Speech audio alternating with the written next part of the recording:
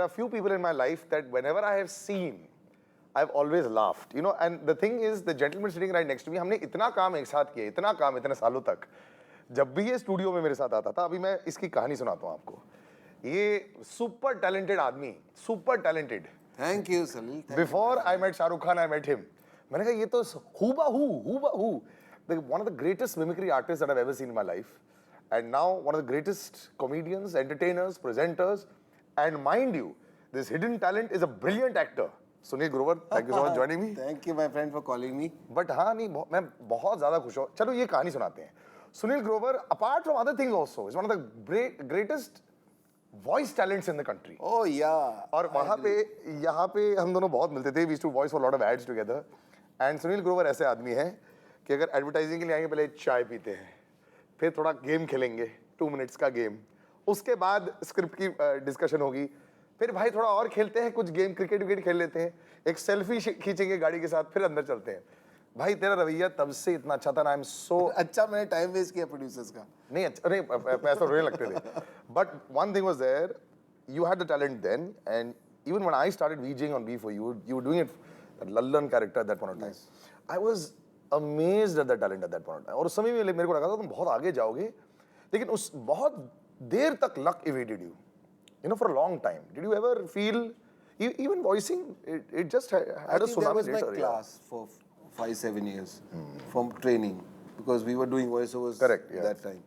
And because we got to meet so many people, so many directors, so many producers, and so many creative minds. In advertising, the big benefit that we get is, as voiceover artists, that you get to work every day with 4-5 different kind of people. And very difficult circumstances, क्योंकि कोई exactly idea नहीं लेके आते. You are supposed to create everything on your own. Yeah, they come with one idea, but then if you are able to influence them with your idea, which most of the times we do. Yeah. So it's more like idea then. Yeah. So they change it for the benefit of the script. But that period, was that a tough period for you? No, actually I learned a lot.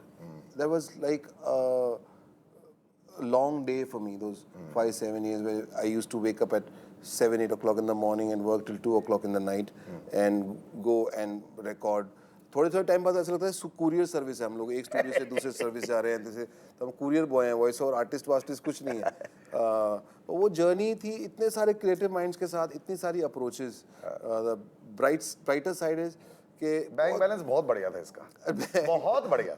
ये सब billing तो मेरे सामने ही करता था. मैंने कहा अरे बाबा, अरे बाबा, 3 गाड़ियां आ गई आज. अच्छा, और हम दोनों इकट्ठे काम करते थे, तो इमेजिन. हाँ, इन्होंने गाड़ियां नहीं खरीदी, इन्होंने दिखावा नहीं किया, इन्होंने सारा बैंक में डाला. तो उस दौरान बहुत सारे क्रिएटिव माइंड्स के साथ काम करने को मिला, और वो मुझे लगता है आपकी पेड ट्यूशन थी. So, but you still enjoyed your time in front of the screen a lot. I remember whenever we used to do your shows over there, it was fantastic. You know, you used to do your spoofs, your parodies. और उस समय I think it was a little difficult to reach the audience everywhere. Today it's a lot easier. पहले लोग अपने television sets में सिर्फ serials देखना ही चाहते थे, और हम कुछ ऐसे थे जो ट्राई कर रहे थे. And then you know, you were exceptional then also. You used to spoof a number of big actors at that point of time. Yeah. And where did that talent come from?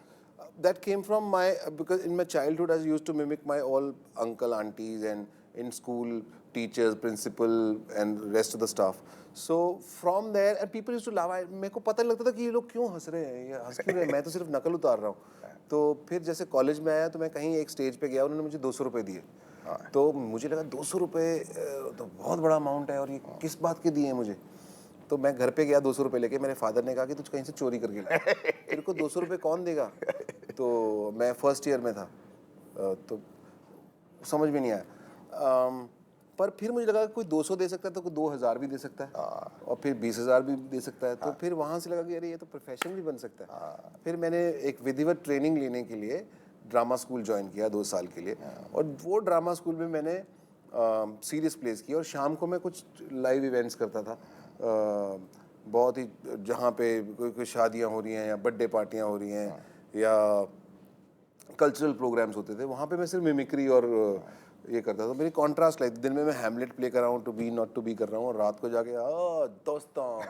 So and the beauty is that you know your talent has remained untouched. That's what I like. बहुत सारे लोग ना बिक जाते हैं talent के लिए. They change the way you are, and you have always fought that. You know, he was a very big radio, he used to do this character called Sud that became very, very popular. Did radio help you also? Yeah, of course. Radio was medium. The benefit of radio was that you get immediate results. In films, in TV, you perform, but you get to see a film after you've performed 6 months or 4 months or whatever. So, but in TV, it takes a week. But in radio, the moment you record, after 5 minutes, it is ready. So you know the result, how it's sounding. So radio, and also because we were doing advertising most of the times. You had 30 seconds, 40 seconds. उसमें सारा उसके अंदर करना है, तो 30 seconds को सजाना है, बहुत सारा उसको भरना है. तो वो हेल्प करता था. और रेडियो ने एक बहुत अच्छी चीज़ सिखाई जो मुझे पहले पता ही नहीं थी. That was mass connect. लोगों के साथ कनेक्ट कैसे करना है. Should was my idea. मैंने एक रेडियो चैनल को अप्रोच किया था, उन्होंने मुझे मना कर दिया था. कहते नहीं यार, ये कैसे लाउजी सा नहीं आ जाना, ये लाउजी सा बोलने वाला. हर ग्रेट शुरुआत पहले रिजेक्शन का स्टार्ट होती है. मिस्टर बच्चन के साथ भी यही हुआ. तो वो रेडियो पे उन्होंने सिलेक्ट नहीं किया. तो फिर कुछ समय बाद मुझे रेडियो जॉकी के लिए बुलाया, और मैं तो उस वक्त मेरे पास समय नहीं था, बिकॉज वॉइस ओवर्स में बहुत बिजी था. तो मैंने कहा रेगुलर बेसिस पे मैं नहीं आ सकता, पर मेरे पास ये आइडिया है अगर आप लगाना चाहें. सो समझदार लोग थे और उन लोगों ने वो लगा दिया. बट ये पॉजेस के साथ जो खेलता था, it was so funny. I remember I had left radio for a long time and I used to love listening to him. And then we used to meet him, I used to say, ये कैसे करता है, ये कोई script पे तो use नहीं करता. और सलील की खासियत ये है कि ये पॉज ही नहीं लेते हैं, दम दम दम दम बोलते हैं. मुझे हैरानी होती है कि बिना पॉज के आदमी कैसे इतना लंबा बोल सकता है. Can you imagine? 15 साल से ऐसे ही बोल रहे हैं यार, आउट ऑफ बिजनेस मत कर. दोनों में थोड़ा अंतर है. Then he came, or rather I came to see this fantastic performance as an actor. Were you disappointed that Zilla Ghaziabad did not do well? You know, it was like if you all have seen Vishal Bhardwaj's Omkara, you know, Deepak Dobriyal का character जैसे वो शकुनी मामा types, he played it such a different way, and you'll not imagine Sunil Grover like that. मतलब humor कुछ नहीं था उसमें, कोई sarcasm नहीं था. That was a serious act, and you and I could see that you were dying to do that. Yeah. But you got a lot of appreciation for it, but sadly the film didn't do very well. By those 70 people who saw. No, but you know, I walked in and I said, guys, you have to see this movie with him. Were you disappointed that day? No, I don't do films or any medium to get appreciation. The motive behind is to enjoy the journey and make sure that the role that you're doing has the possibility of entertaining people. So that role had that potential. So Sanjay Dutt was there, Vivek Oberoi was there, Arshad Varsi, big names. So ये सब लोग थे, और उनके साथ में इतने बड़े बड़े स्टार्स के साथ में एक मेरा कैरेक्टर था जो फकीरा का कैरेक्टर था. जिला गाजियाबाद लोगों ने देखी नहीं है वो फिल्म. मुझे बड़ा अच्छा लगा था स्क्रिप्ट पढ़ के कि इसके अंदर मेरे लिए कुछ करने को है. तो मैंने कुछ किया और मैंने एंजॉय किया. और मुझे लगता था कि जब आप एंजॉय करते हैं तो पॉसिबिलिटी होती है कि लोग भी एंजॉय करें. क्योंकि जो पैशन लेके आती है चीज़, इसके अंदर आपको लगता है कि आप अपना पैशन डाल सकते हो and will be excited to do, तो लोग भी इसको एंजॉय करेंगे. और बहुत लोगों ने एंजॉय किया. एंड उसके बाद से 70 लोगों अरे पर city.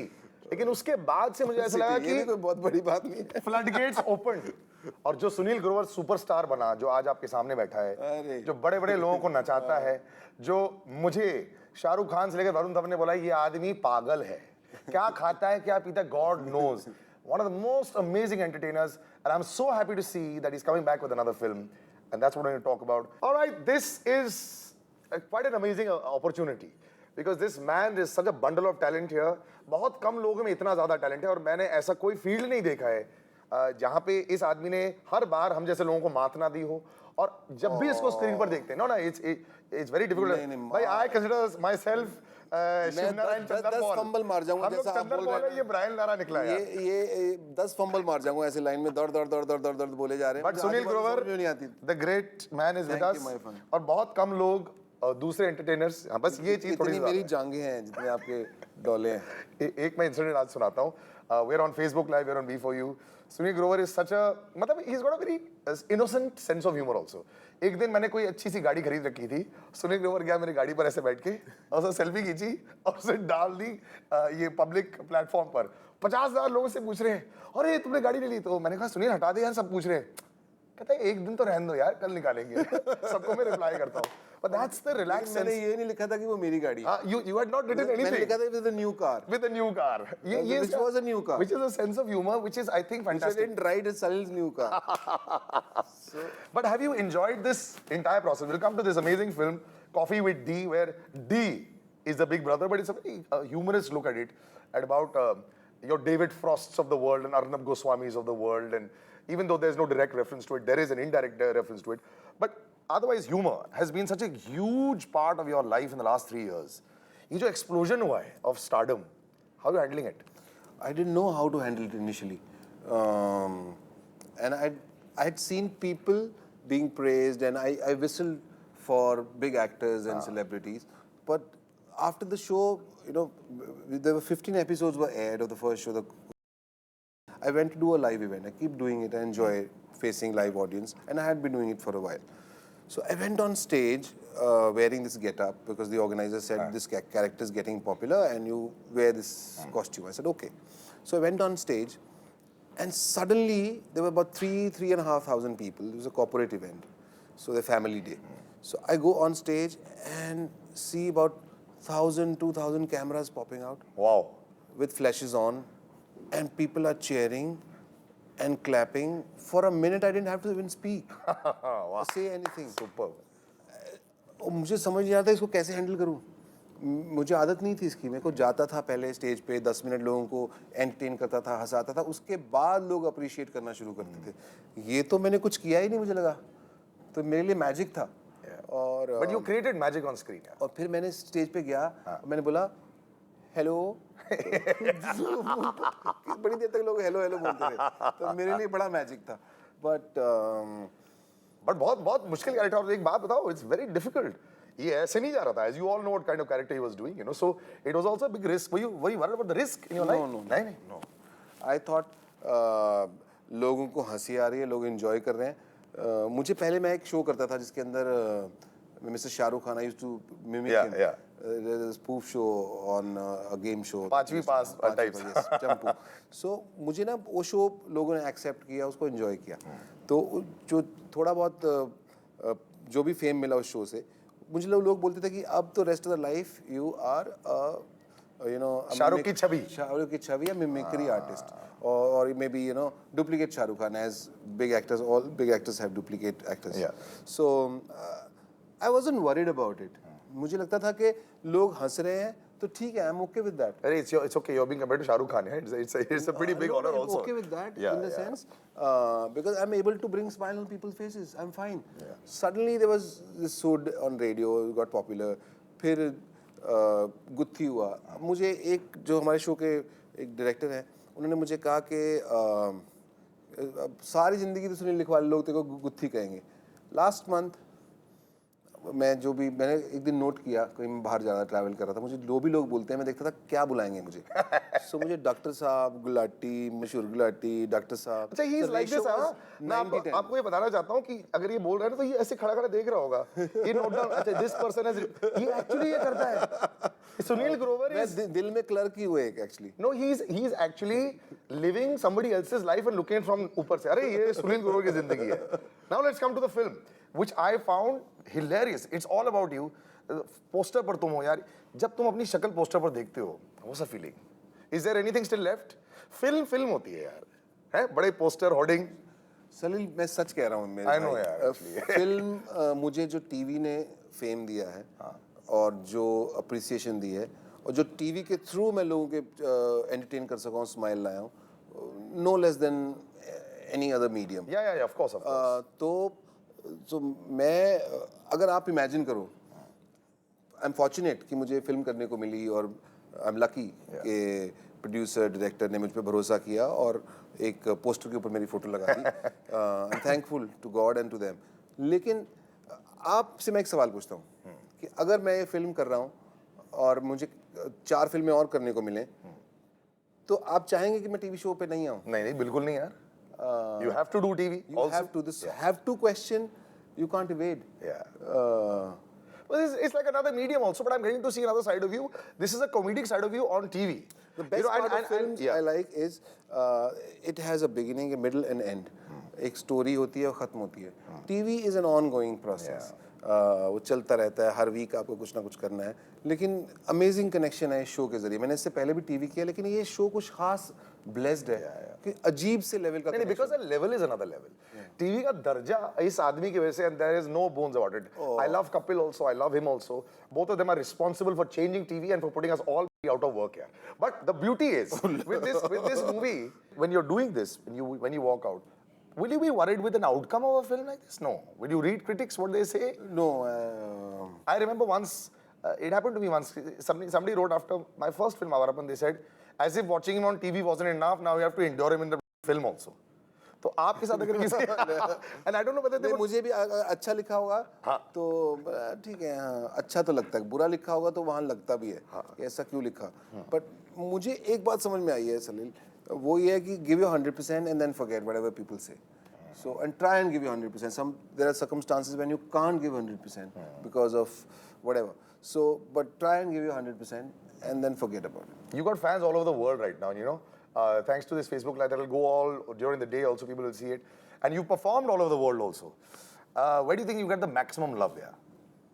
Everywhere. We just went to Australia and बहुत सारा प्यार दिया लोगों ने और बहुत सारी तालियां मारी हैं, बहुत खुश हुए. कौन से गिफ्ट मिलते हैं? ये बताओ ऑडियंस के रिएक्शन. कोई किसी शादी के प्रस्ताव हो रहा है, आंटी बोले यहाँ पप्पी दो, यहाँ पप्पी दो, गिफ्ट आए, गिफ्ट लेते भी हो तुम कि नहीं, ये सब बताओ मुझे. गिफ्ट पे डिपेंड करता है, अगर तो महंगा हो तो ले लेते हैं. What is the most expensive gift you have received from a fan? And you have to tell me properly what it is. ये नहीं कि एक घड़ी, प्रॉपर अच्छी वो ब्रांडेड घड़ी हो, गाड़ी हो, घर हो, ऐसी टाइप की. ऐसा मुझे कोई इतना समझदार फैन मुझे ज़्यादा मिले नहीं है, लेकिन आई वुड लव इट. लेकिन मुझे फूल दिए हैं लोगों ने, पेन दिए हैं, अच्छा. अभी क्रिसमस पे चॉकलेट्स दिए, शॉल दिए. शादी के प्रस्ताव एक भी नहीं आए? नहीं आए हैं. आई थिंक लोगों को पता है मैं शादीशुदा हूँ. उससे क्या फर्क पड़ता है? तो फिर भी और लोग आएंगे तुम्हारे पास, आएंगे चिपकने के लिए आएंगे. तो मैं इस सवाल का जवाब दूंगा कि मुझे शादी के प्रस्ताव आए, फिर तुम पूछोगे किसके आए. I don't want to share the details with you. It's a give and take over there. But Australia has been good. London is crazy for you, the fans. Do you miss Canada? Canada is very big. Canada, US, yes. Canada में हम last year show करने गए थे, बहुत सारे लोग बैठे हुए थे और बहुत प्यार करते हैं. Now, when you finish your performance on stage, or when you finish, performing, what's the most gratifying feeling now that you've got after all these years? Now, Sunil Grover, एक नाम बन चुके हैं. Because I've been through a journey. Yeah. I've seen success and not success, and not so good moments, learning moments. But after all that, what I think it's not in your hand. Luck plays a very big role, is it? I think God, yeah, Almighty, or the luck, or whatever you call it. So, whatever comes to me, I found another way to deal with it, is that just be thankful and think that it's your duty to bring smiles on people's faces. You've been assigned to do this. So I just And don't you dare ever stop. Yeah. Because I'll tell you, buddy, Yeah. मैं जब भी तुम्हें देखता हूँ, says there is no method to your madness, and that's the beauty of it. Thank you, my friend. Thank you so much for joining us. And like I said, he has created a path that others cannot follow, and that's the way it should be. But it wasn't today. If you go back into the annals of history, you'll see he was doing this 15 years ago as well. It's just that it took some time for people to actually realize it. And when they did, there was a tsunami of talent that actually came across. Thank you, my friend. And now you have to give me bodybuilding tips. यार ये यार अब मैं ये आजकल तो बच्चे 2 हफ्ते में बॉडी बना लेते हैं. I'll see you guys on Facebook. Thank you so much for joining us. Send all your love to Sunil, and all the good wishes for Coffee with D. Thank you so much for joining us on B4U. See you soon. Take care and bye-bye.